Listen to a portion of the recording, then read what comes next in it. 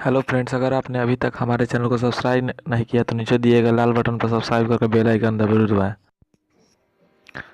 जैसा कि दोस्त आप सब देख सकते हैं कि यह मेरा नया जियो फ़ोन है, जिसमें मैं हाल ही में सुनने में आया है कि यूट्यूब ऐप आ गया है।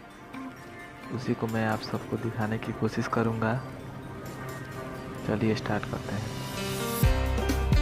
सबसे पहले हम जियो स्टोर में जाएंगे। जियो स्टोर में जाना है सबसे पहले।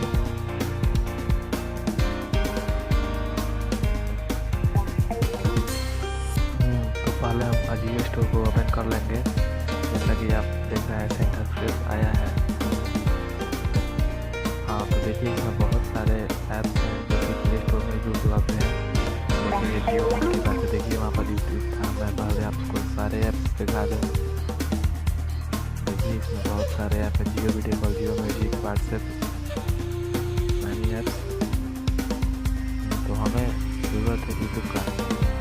हम यूट्यूब पर जाकर उस पर दबाएंगे और इंस्टॉल का ऑप्शन पर पिछला बटन दबाकर इंस्टॉल करेंगे। देखिए बहुत जल्दी इंस्टॉल हो गया। ओपन करेंगे।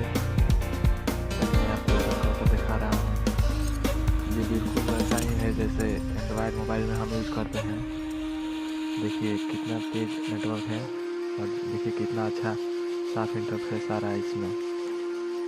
तो एक बार मैं आपको शुरू से ओपन करके दिखा दूँ।